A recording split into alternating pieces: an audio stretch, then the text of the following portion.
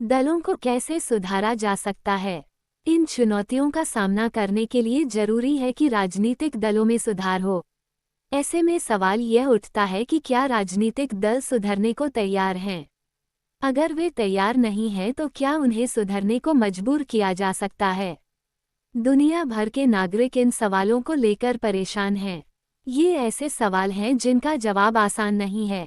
लोकतांत्रिक व्यवस्था में आखिरी फैसला राजनेता ही करते हैं जो विभिन्न राजनीतिक दलों का प्रतिनिधित्व करते हैं। लोग उनको बदल सकते हैं पर उनकी जगह फिर नए नेता ही लेते हैं। अगर वे सभी सुधरना नहीं चाहते हैं तो कोई उनको सुधरने के लिए कैसे मजबूर कर सकता है? आइए अपने देश में राजनीतिक दलों और इसके नेताओं को सुधारने के लिए हाल में जो प्रयास किए गए हैं या जो सुझाव दिए गए हैं उन पर गौर करें। विधायकों और सांसदों को दल बदल करने से रोकने के लिए संविधान में संशोधन किया गया। निर्वाचित प्रतिनिधियों के मंत्री पद या पैसे के लोभ में दल बदल करने में आई तेजी को देखते हुए ऐसा किया गया। नए कानून के अनुसार अपना दल बदलने वाले सांसद या विधायक को अपनी सीट भी गंवानी होगी। इस नए कानून से दल बदल में कमी आई है पर इससे पार्टी में विरोध का कोई स्वर उठाना और भी मुश्किल हो गया है। पार्टी नेतृत्व जो कोई फैसला करता है, सांसद और विधायक को उसे मानना ही होता है।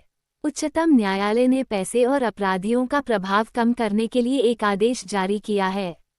इस आदेश के द्वारा चुनाव लड़ने वाले हर उम्मीदवार को अपनी संपत्ति का और अपने खिलाफ चल रहे आपराधिक मामलों का ब्यौरा एक शपथपत्र के माध्यम से देना अनिवार्य कर दिया गया है। इस नई व्यवस्था से लोगों को अपने उम्मीदवारों के बारे में बहुत सी पक्की सूचनाएं उपलब्ध होने लगी हैं, पर उम्मीदवार द्वारा दी गई सूचनाएं सही हैं या नहीं, ये जांच करने की कोई व्यवस्था नहीं है। अभी तक हम ये बात भरोसे से नहीं कह सकते कि इस व्यवस्था के बन जाने के बाद से राजनीति पर अमीरों और अपराधियों का प्रभाव घटा है या नहीं। चुनाव आयोग ने एक आदेश के जरिए सभी दलों के लिए सांगठनिक चुनाव कराना और आयकर का रिटर्न भरना जरूरी बना दिया है। दलों ने ऐसा करना शुरू भी कर दिया है, पर कई बार ऐसा सिर्फ खानापुरी करने के लिए होता है। ये बात अभी नहीं कही जा सकती कि इससे राजनीतिक दलों में अंदरूनी लोकतंत्र मजबूत हुआ है। इनके अलावा राजनीतिक दलों में सुधार के लिए अक्सर कई कदम सुझाए जाते हैं।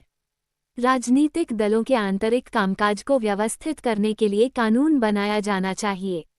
सभी दल अपने सदस्यों को सूची रखें, अपने संविधान का पालन करें, पार्टी में विवाद की स्थिति में एक स्वतंत्र प्राधिकारी को पंच बनाएं और सबसे बड़े पदों के लिए खुला चुनाव कराएं। ये व्यवस्था अनिवार्य की जानी चाहिए। राजनीतिक दल महिलाओं को एक खास न्यूनतम अनुपात में करीब 1/3 जरूर टिकट दें। इसी प्रकार दल के प्रमुख पदों पर भी औरतों के लिए आरक्षण होना चाहिए। चुनाव का खर्च सरकार उठाए। सरकार दलों को चुनाव लड़ने के लिए धन दे। यह मदद पेट्रोल, कागज, फोन वगैरह के रूप में भी हो सकती है या फिर पिछले चुनाव में मिले मतों के अनुपात में नकद पैसा दिया जा सकता है। राजनीतिक दलों ने अभी तक इन सुझावों को नहीं माना है।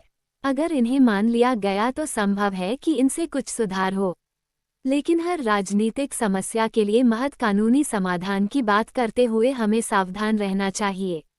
दलों को जरूरत से ज्यादा नियमों से जकड़ना नुकसानदेह भी हो सकता है। इससे सभी दल कानून को दरकिनार करने का तरीका ढूंढने लगेंगे। इसके अलावा राजनीतिक दल खुद भी ऐसा कानून पास करने पर सहमत नहीं होंगे जिसे वे पसंद नहीं करते। 2 और तरीके हैं जिनसे राजनीतिक दलों को सुधारा जा सकता है। पहला तरीका है राजनीतिक दलों पर लोगों द्वारा दबाव बनाने का। ये काम चिट्ठियां लिखने, प्रचार करने और आंदोलनों के जरिए किया जा सकता है। आम नागरिक, दबाव समूह, आंदोलन और मीडिया के माध्यम से यह काम किया जा सकता है। अगर दलों को लगे कि सुधार न करने से उनका जनाधार गिरने लगेगा या उनकी छवि खराब होगी तो इसे लेकर वे गंभीर होने लगेंगे।